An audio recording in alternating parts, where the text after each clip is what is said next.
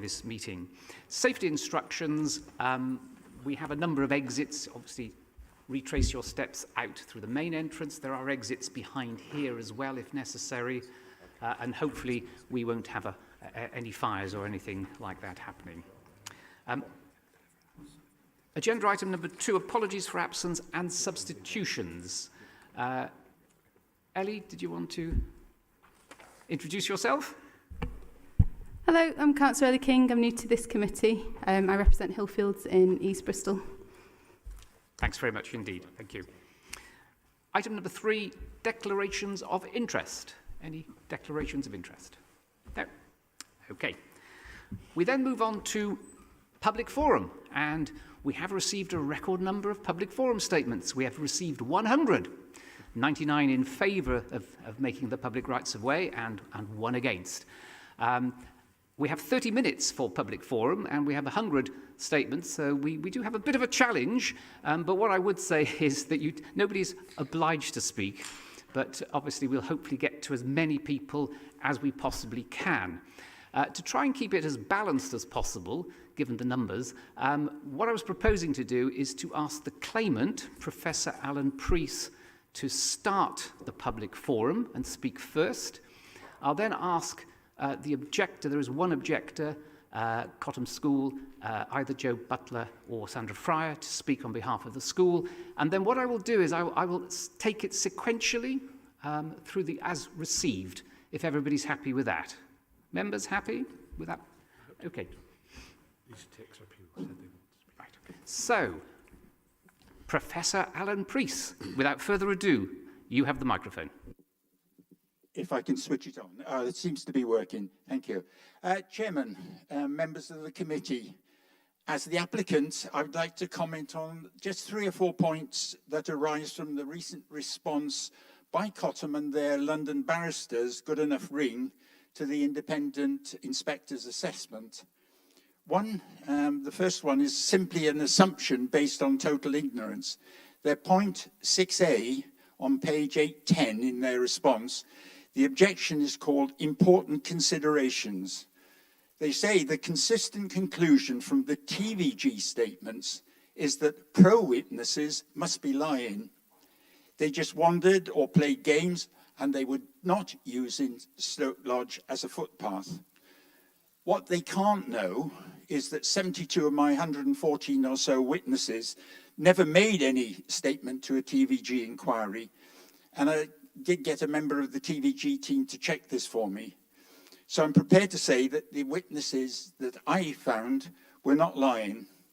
And while I agree that some will have used it for dual purpose, as I did in the past, there were occasions when I played games with the children and the grandchildren, but on other days I simply went shopping, which meant going through the park or go to the pub or go down to the local garage or to the bus stop. And in fact, when I was a governor of Cedar Park School, I regularly used Route 2 to find out what a glorious shortcut this was for parents with small children getting to that school. They also raised point 6B, which puts signs as an issue, and they ignore the fact it's been discounted consistently. There never has been a sign on the Chain Road to Parry's Lane route, and in any way, the wording elsewhere in Stoke Lodge just doesn't prohibit walking and access. And in fact, Mr. Petchy, when the TVG assessment, he just called it, as at the very least, very peculiar wording. The other point 3 on page 812 of Cottam's response about needing exclusive use of the whole field just isn't true. They managed perfectly well up to 2019, as did Fairfield before them. And even when the fence went up, I've never ever seen, and I do overlook Stoke Lodge, a quarter of the field in use, never more than that. And importantly, Ofsted have repeatedly confirmed that Cottam do not require to fence off-site playing fields. Finally, point 8 on page 810 of the barrister's statement about waiting till the outcome of the TVG appeal next year. I understood from attending many meetings of this committee that TVG and pros were completely different matters legally, and were not required to interfere with each other. So to summarise, I really ask the committee to accept the advice from Robin Carr. He is, after all, the pro-legal expert, and from the BCC Pro team, who had the opportunity to really thoroughly examine the evidence, and to ask you to recommend approval of a map modification order so the community can continue to have access as they have in the past. Thank you very much.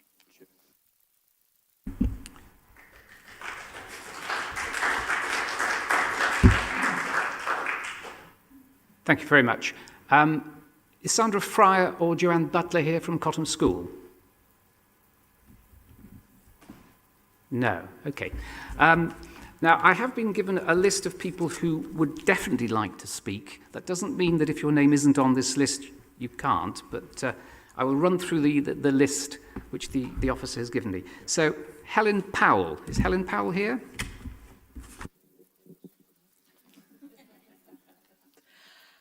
Cottam School claims that in the TVG process, all use was found to be village green use, but that's simply not true. The TVG report confirms that there was separate PROW use, it just wasn't relevant to that application. So please don't let them deceive you. Then there are the signs, but what those signs don't say is keep out, no right of entry. They don't prohibit walking across the field, and your expert says the signs were not sufficient. Implied permission is a bad argument that's already failed in TVG1 and in the High Court. Cottam claims that granting the paths makes use of the playing fields impossible. But as the report says, the Highways Act recognises that public rights of way can exist across school land. So the only thing that's incompatible with statute is Cottam's argument. Other Bristol schools have PROWs too. Cottam signed up to a lease that is subject to all existing rights and use of the land. Today, we ask you to formally recognise existing rights and use in these highly valued public rights of way. Thank you.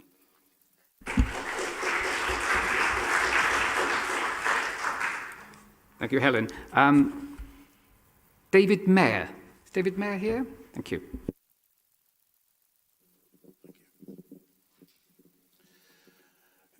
Good afternoon. My name is David Mayer, and I'm very well aware that the 855-page report before you is long and complicated. However, when considering and making your decision, I ask that you remember two numbers, which are 7 and 34. 7 refers to page 7, and 34 refers to page 34. Page 7 is where you find the recommendation from your own public rights of way officers. Page 34 is where you find the recommendation from the independent expert appointed by Bristol City Council. Significantly, both contain a recommendation to approve and register these public rights of way. Importantly, these recommendations were made after a full and critical analysis of all the evidence and legal arguments contained within the whole 855 pages, including the sad and desperate attempt by Cottam to confuse and kick this decision into the long grass. I therefore urge you to agree with the rationale and the findings of the officers and experts on pages 7 and 34 and confirm the rights of way. Thank you.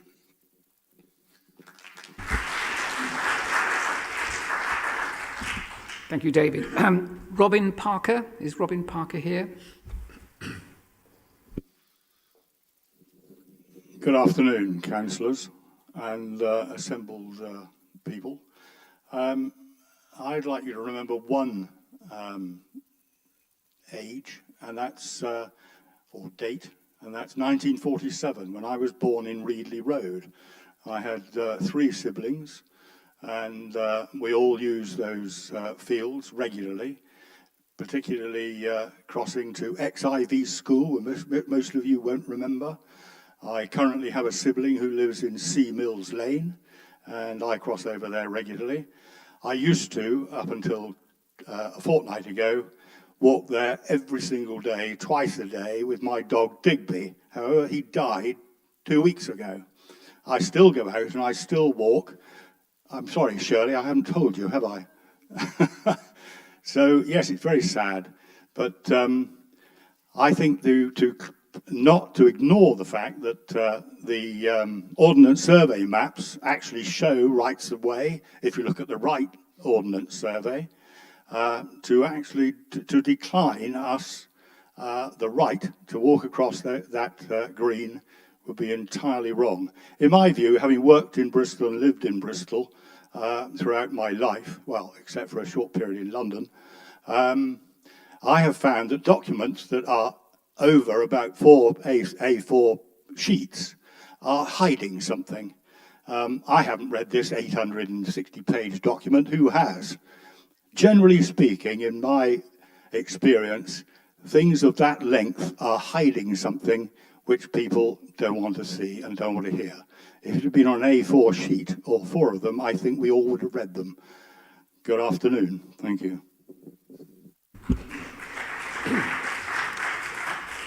Thank you. I think just for the avoidance of doubt, I've certainly read the whole of the 860 pages, and I suspect my members have too. A lot of them actually are the witness statements, a lot of photographs, diagrams, so it's not quite as bad as it sounds. And condolences on the loss of Dimky. I'm very sorry to hear that. Next on my list, Susan Hollyman. Is Susan here?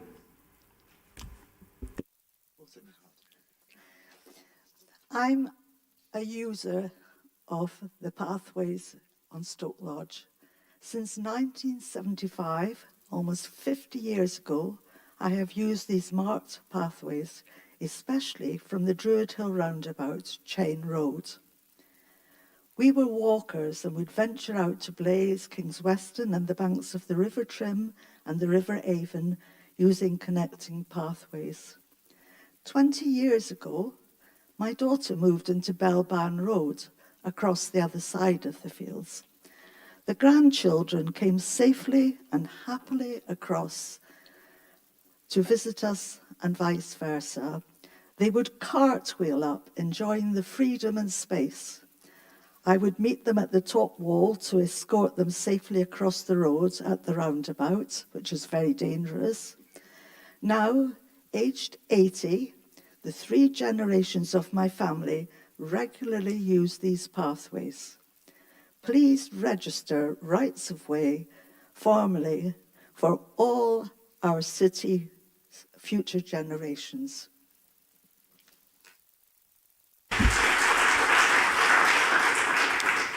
Thank you very much. Susan Mayer. Susan Mayer here.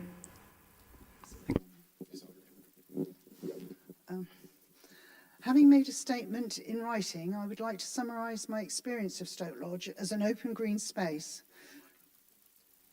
But as a newbie of just 34 years, there are others who've used the pathways for much longer.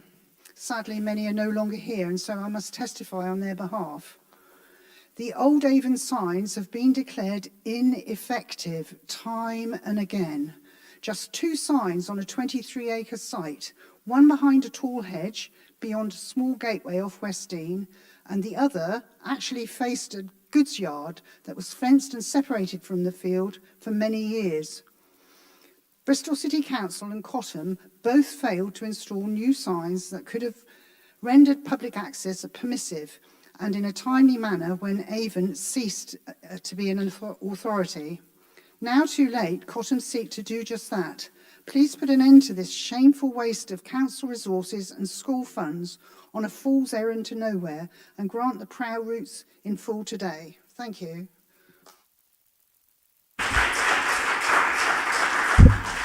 Thank you very much. Jenny and Peter Weeks. You're happy not to speak? Okay. John Moore.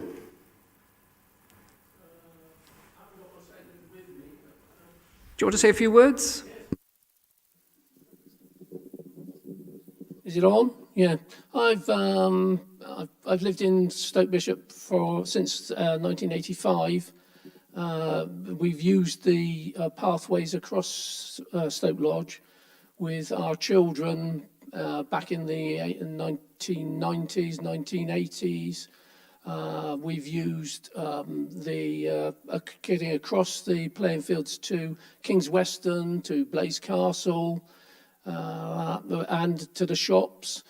I used to put the goalposts up for Shire Colts on Stoke Lodge, and we were always popping over to the co-op on the Saturday mornings or Sunday mornings to buy oranges and whatever for the half-time breaks. Lately, my cousin in Sea Mills has become housebound, so I've been going across the field to him. Luckily, about once a week, possibly twice a week. Luckily, the fence is no longer in operation, but the fence was always a problem in that in order to avoid the fence, you had to either walk along the roads, which was a lot of traffic, usually travelling fairly rapidly, or you had these narrow corridors that became very muddy and wet in winter. That's about all I can say, I think. That's fine. Thanks very much, John.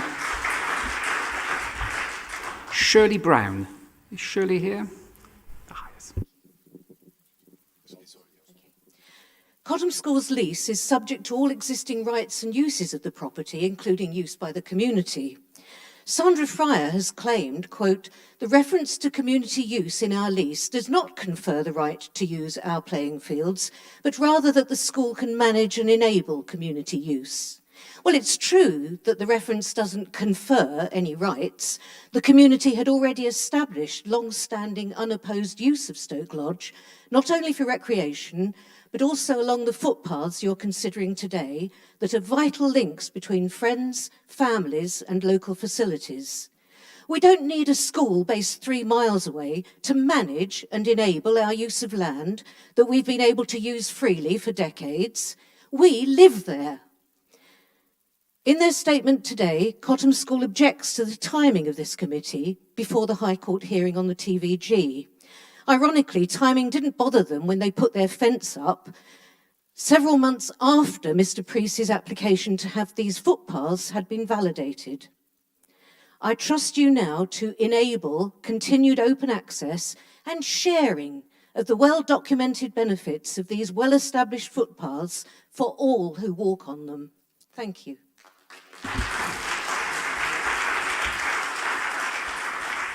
Thanks very much, Shirley. Michael Sheehan.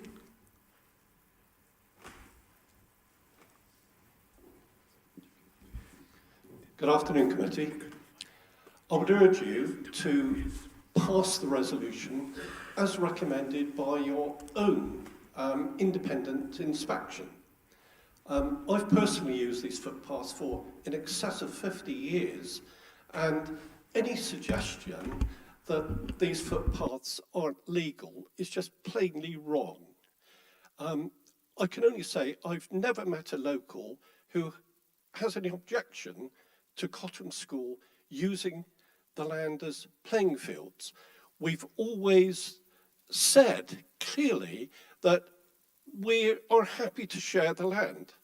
But unfortunately, Cottam seem to have another agenda, which one can only speculate as to where this is leading.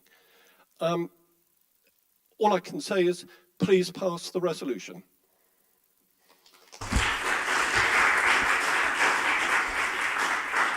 Thank you very much. Cathy Wellham. Is Cathy? Yes.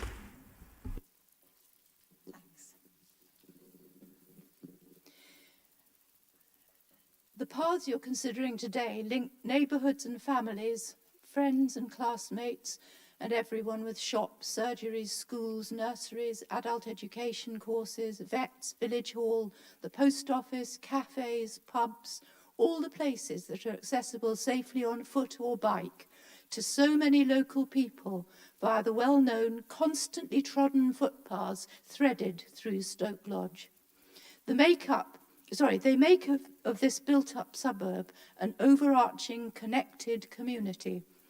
When the lawless, pitiless, needless fence chopped up our ways of access and casual contacts, we felt isolated, dislocated.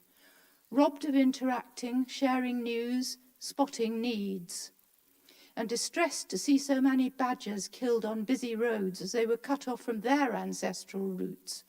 No access for hot air balloons or the air ambulance either. The paths were here before us. Please register and protect them for the future to sustain this strong, resilient community.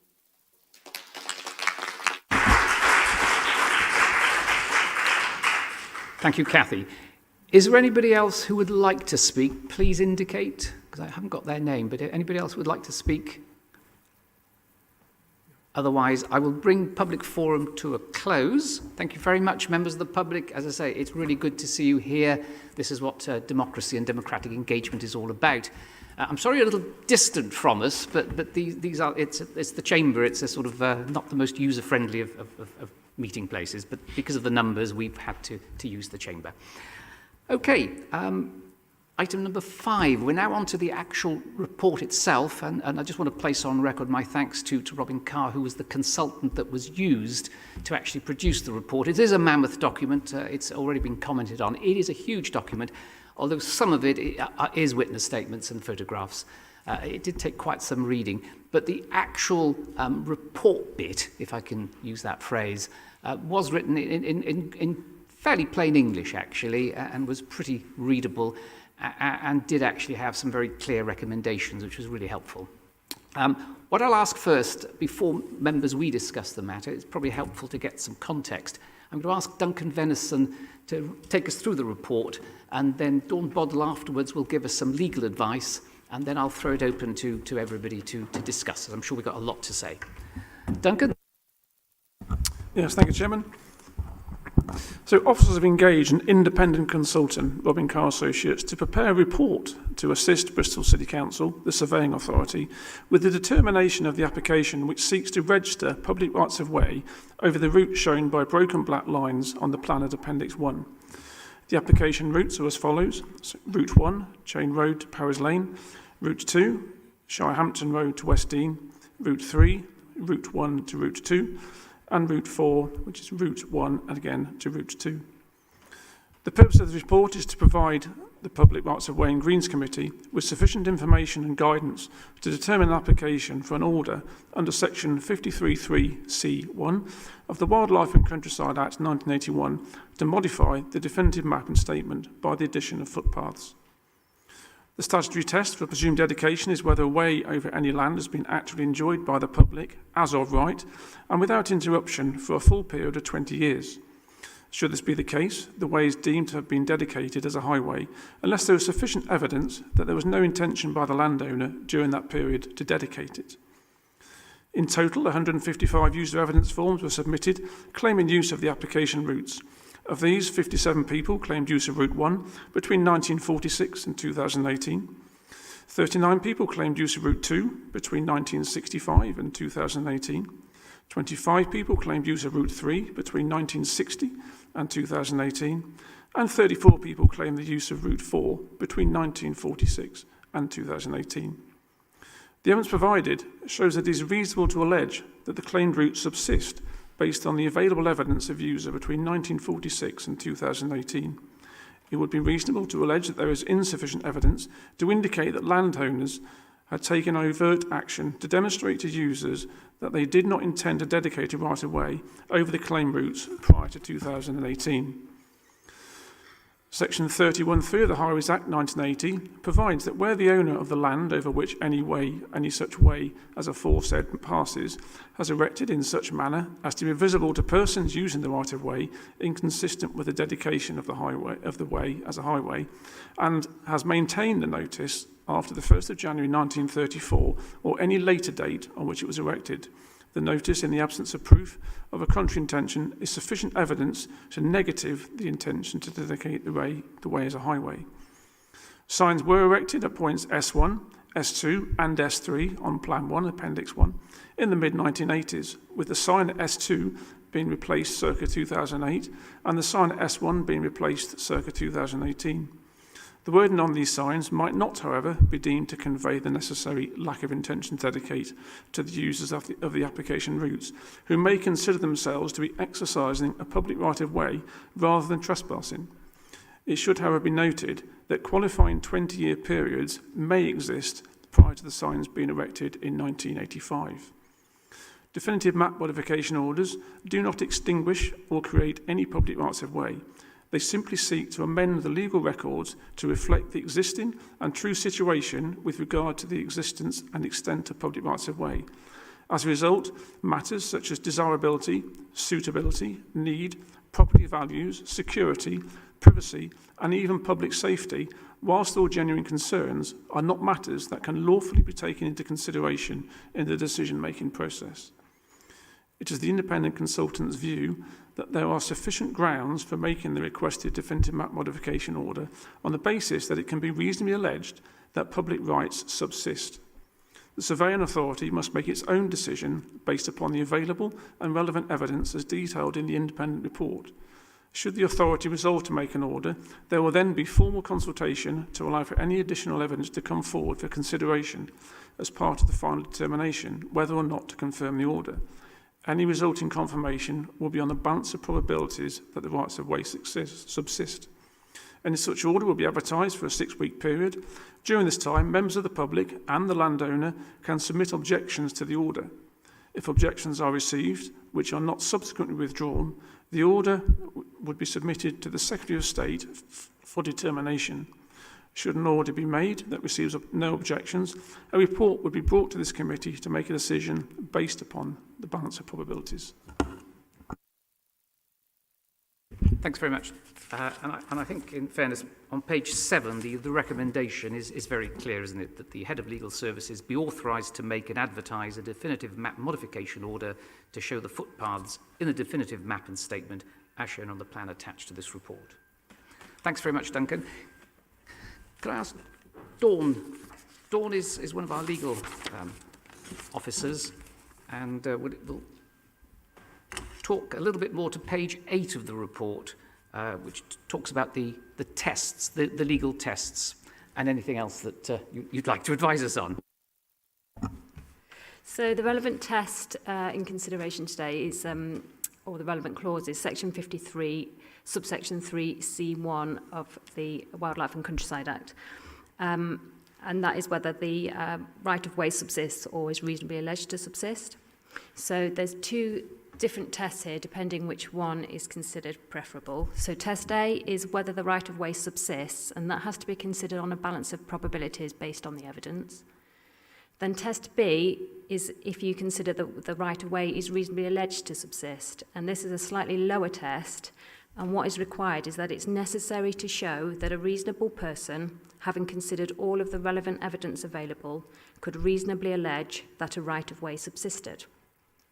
And if you can consider that test B has been satisfied, as Duncan said, this will then go, the order will be made and it will go out to consultation for further evidence to come in.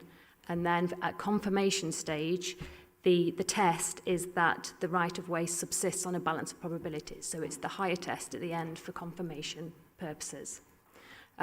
If there are objections, that test will be considered by the Secretary of State, but if there are no objections, that will come back to yourselves for consideration. Thanks very much, Dawn. While I've got you here, members, do you have any questions on the legal tests? In which case, thank you very much. And what I will now do, I'll throw it open to the committee. Questions, queries, anything you want to raise, now's obviously the time to do it. Tim, thank you. Sorry, I was trying not to start you off this time. I was hoping someone else would. But having read the inspector's report, near the end of the report where he comes to the conclusions about whether the tests have been met, he breaks it down into, I think, 3 or 4 20-year periods. It seems to me that he is, because it's fairly brief in certain parts, but he seems to be arguing that the test has been met in all of those periods. Is that correct? Or some of those periods? I just wanted to clarify, because sort of he has several time periods. In the report, it then says, yeah, it's his opinion the test has been met. Is he arguing that it's been met in all of those 20-year periods or some of those 20-year periods? I think that was probably where I wanted a little bit of clarification. Thank you.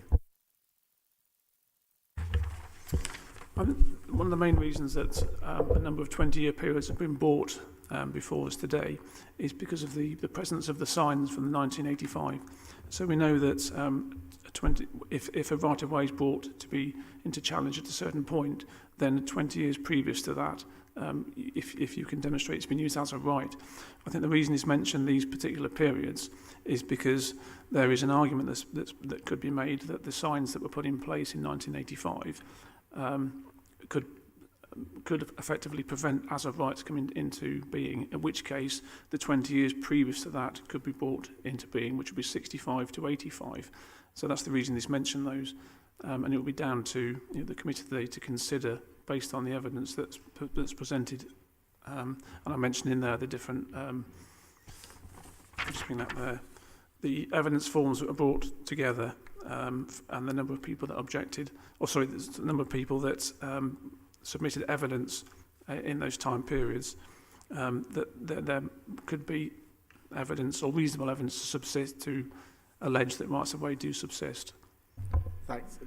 Perhaps I'll just expand on that, because as you were answering, it sort of occurred to me that I guess if you accept that between 65 and 85 rights were accrued that created this public right of way, it does not really matter then what happens after 1985. Those rights have been accrued. It is a public right of way.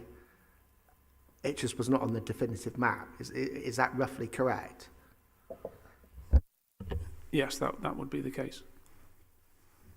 Thanks. And I guess my final question then is, there's no legal issue, I'm sure there isn't because it's not in the report, but I just want to ask that question, that we would be considering making a public right-of-way for a time period between 1965 and 1985 in 2024.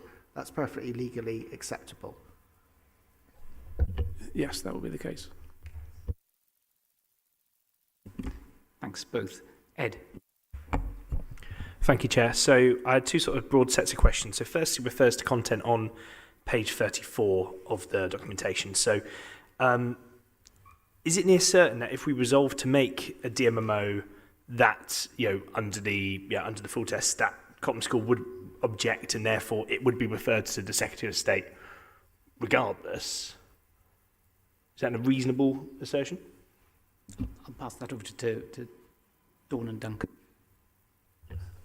It wouldn't automatically be referred to the Secretary of State. It would only go to the Secretary of State if there were objections that couldn't be resolved or withdrawn. Okay, but there is perhaps quite a high likelihood of that taking place. And it is also near certain that if we refuse the application, that the applicant would likely appeal, and therefore it would also be referred to the Secretary of State. Have I got that correct?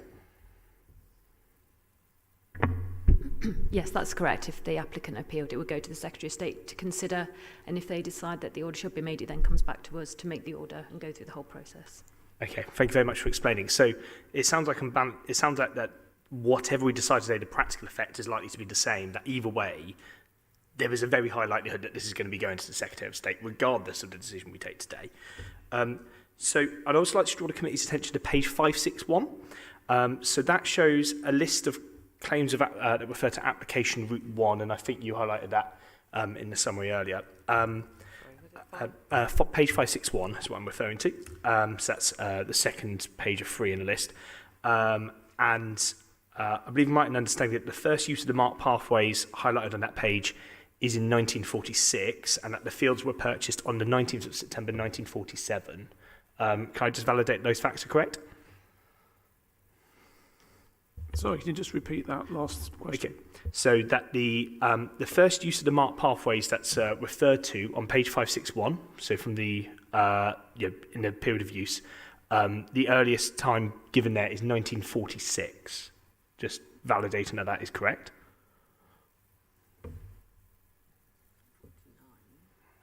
Yes, that is correct. Thank you very much.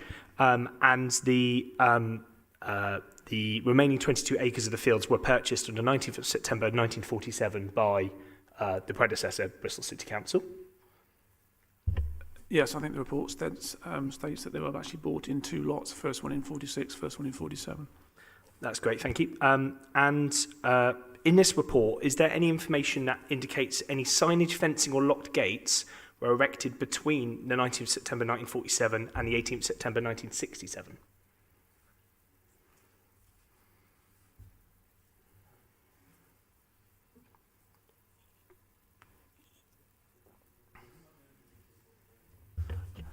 We don't think that's been considered. No information has been brought forward by the landowner or any other evidence that's been presented forward to consider that.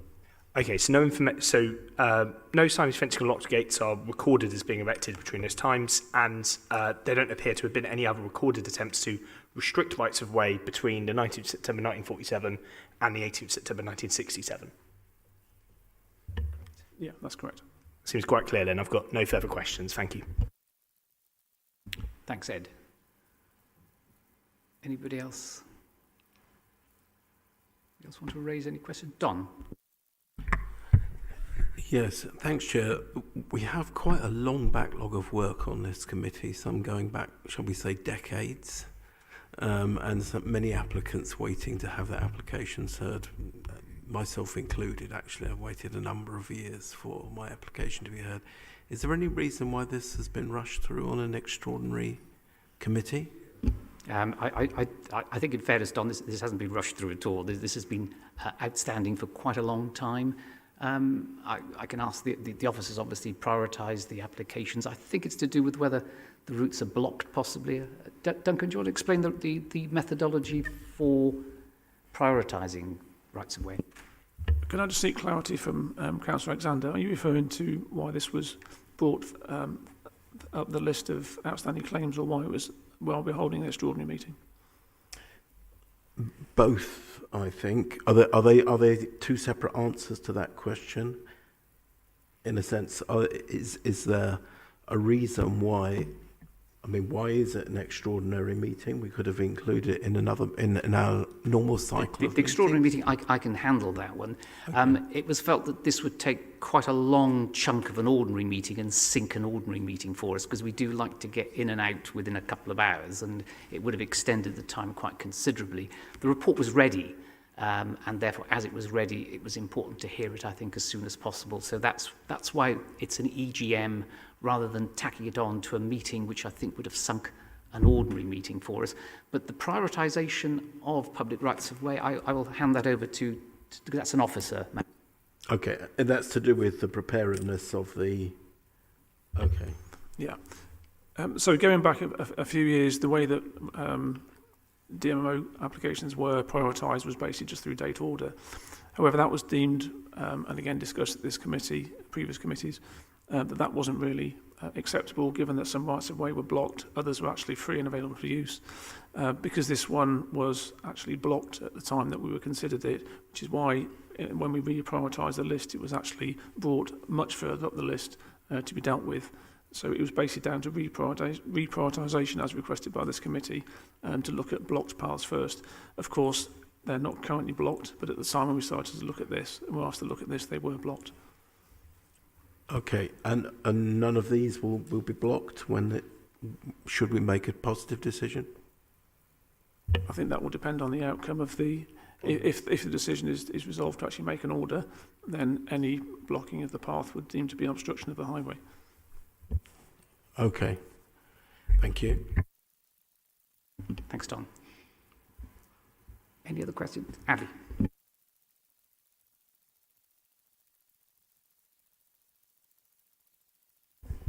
I was just going to say that thank you for the report and thank you for bringing this. And I was convinced by the evidence and the report that, there is evidence of the access. So, I'm sort of feel confident to move to a vote. We have a move to vote. If I just say a few words, does anybody else want to say anything? Oh, Kaz.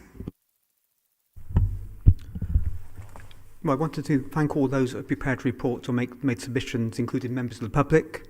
I found it very useful. I have looked at the entire report as best as I can, and I noticed that some people say the bit on cotton was buried, but I did actually find that in the report. I kind of looking at this a little bit from my own personal experience as somebody who's lived in Bristol North West for 34 years, and I don't actually often visit this area, but I kind of recognise that that local residents would know much more about this than perhaps I do. I have occasionally wanted to go there maybe to consider walking my dog, and I'm kind of familiar with some of the ambiguity of the signage. And I've kind of looked at the things that Cottam School have said in their objections, and I'm kind of happy that all those can be dismissed without going into any details. So I think I'm coming at this from a point of view that I would be happy to accept these public rights of way. You know, I think there's been some issues about the signage over the years being unacceptable, and I can understand why people have gone onto the fields. I was up at the fields myself just on Monday. I've got some slight concerns about some of the things being said in terms of the sort of existence of the footpaths in terms of their routing. You know, a lot of the submissions say they are 2 metres wide. This sort of strikes me as maybe a coordinated campaign in some ways. So I would expect someone maybe to say 5 feet or 1.5 metres, and one or two do. And the public footpaths aren't quite as noticeable as perhaps one might expect, but there again, I am kind of minded to believe that you know, in droughts, as somebody mentioned, you can actually see the existence of public footpaths, in particular the one from West Dean to Stoke Lodge.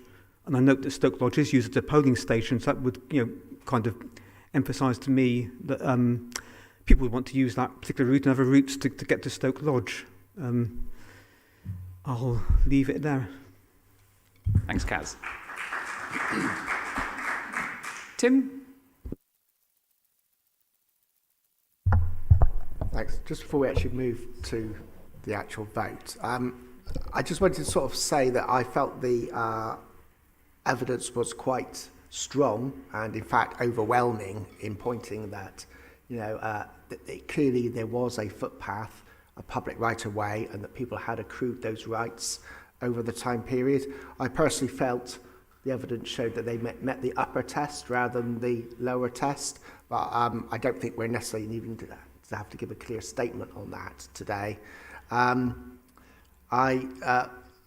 relieved that, in fact, we do not need to argue over whether the signs are legally enough to stop those rights-of-ways being accrued or not, because, in fact, I think what we've been given here is clear evidence that the right-of-way had already been accrued by 1985. So those rights-of-way have existed, they just were not on the definitive map.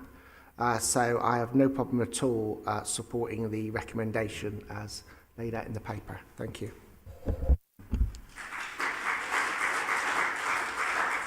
Thanks, Tim. I do agree with you, actually. And what I find particularly powerful is the number of people who've actually supported these rights of way. 57 for Route 1, 39 for Route 2, 25 Route 3 and 34. And having read those statements, they're very different. And a lot of them are very passionate, and some go back a long way, actually. For me, that's very powerful. To me, there's very little doubt in my mind. You did raise an interesting point, Tim, about whether you want us to vote on balance of probability as opposed to regional. Is that something that you want us to do or not? Would that be helpful?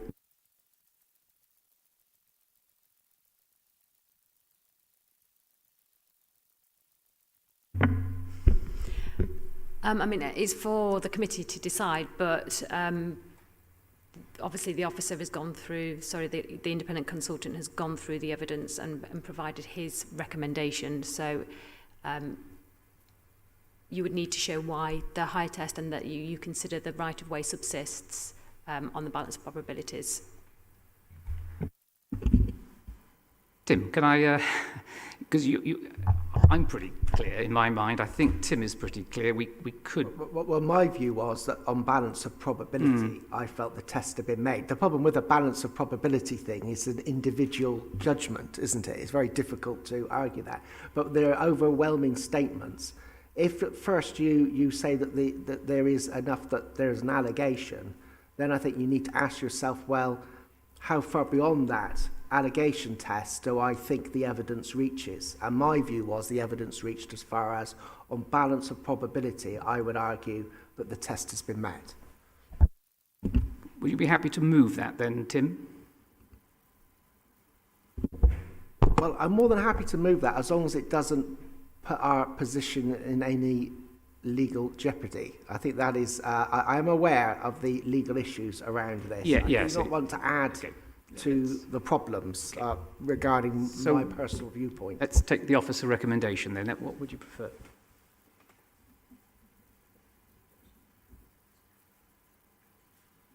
Yeah, it's not what I prefer. It's certainly what you consider. But just to be clear, that it's either that the right-of-way subsists on the balance of probabilities, or that the right-of-way is reasonably alleged to subsist based on a reasonable assumption, reasonable test. So slightly different wording, but the decision is yours. We won't be complicating anything legally by voting initially on balance of probability then? As long as you've considered the evidence and you've come to that conclusion, it's your decision. Because having spent a long time reading 850 pages, I'm pretty clear as well. We could put our time to good use. Sorry, any other thoughts? Yep, something to add to that. I would agree with Councillor Kent that that on the balance of probability, I would also conclude that the right of way subsists. I think there were arguments for 1965 to 1985. There were equal arguments, I think, for 1947 to 1967. I think that might be immaterial. The fact that there are arguments for two distinct time periods, totally nearly 40 years in total, to me leaves me with very little doubt whatsoever. So I would, if that were to be moved, I would second it. Tim, would you like to move it? And I think you have a seconder. Oh, There was a hand from sorry. Sorry, thank you. I just wanted to make a general point. So I only joined the committee a few days ago, so I've had to do some catching up. But I just wanted to say how moved I was by the strength of feeling on this from the public statements. It clearly holds such a good, strong value for people's recreation, for their well-being, for their health, for access. People using mobility scooters and the importance of doing that, as well as getting to places to vote and things like that. So I was very moved by that, and I think. Whereas I don't live in your corner of the city, I can see relevant places where this could become a future point of conflict in other areas of the city, and I do worry about the precedents this would set elsewhere. And I'm also just, so aware of green space in a city is such a finite thing, and restricting access to that is something that we have to be really mindful of and careful. Because it is a precious thing and it's so important to our health and well-being. So I'm also in agreement with that we've seen enough evidence here to go ahead with this, and that the time periods have been demonstrated that it has been in use for a significant amount of time. So yeah, I'm moved to agree. Thanks, Ellie. Kaz? Chair, I just wanted to make a general statement on about some things that Cottam schools say. And they mentioned safeguarding and promoting the welfare of children on page 825. I think we should all agree that the welfare of children and the safety of children is a high priority, and I believe the catchment area for Cottam School does include children from deprived areas, and access to physical activity is really important to them. I am concerned about what might happen with these public rights of way in terms of where the school children may end up playing, and I note that on the Stoke Lodge Facebook group, We Love Stoke Lodge Facebook group, said just a few days ago, warning to dog owners, my dog was attacked by a well-built bulldog type dog at Stoke Lodge this afternoon. So I'm concerned about the possibility of things like dog attacks and children's safety, and I think that needs to be recognised. But I do note the council has play areas unfenced, and there are public rights of way across schools like Harrow, which has fees of £16,850 a term. Just thought I'd drop that one in. For the avoidance of doubt, I'm not familiar with Harrow, but they do say things like keep dogs on lead, so there may be some things to be thought about here, whatever happens. Okay, so we have a mover, Councillor Kent. Ed, you're seconding. So I guess for clarity then, that we're moving that the committee believes that the concluding that the rights-of-way subsists, it must be on the bounce. So we are concluding that the bounce of probability has improved, that the right-of-way subsists, which is the higher test, and for that to be added into the recommendation. I would like to second Councillor Kent's motion. Thank you.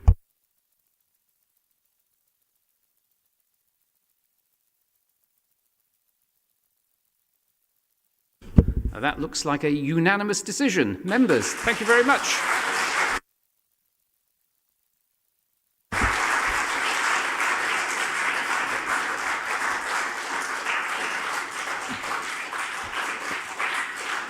Thank you, members, for your input. Thank you for the unanimous vote. It's always very helpful. And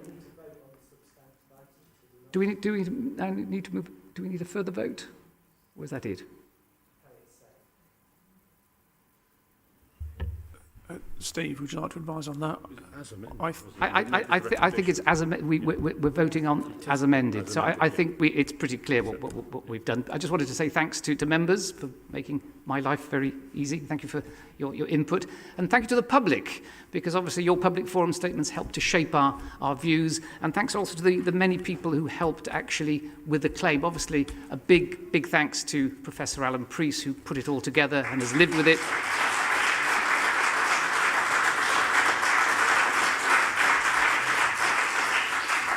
I suspect it's taken over your life, Professor Preece, but there we go. We are very grateful for all the hard work you've put and living with it. And thanks to officers who've also helped compile the report, and to Robin Carr. Thank you very much, everybody.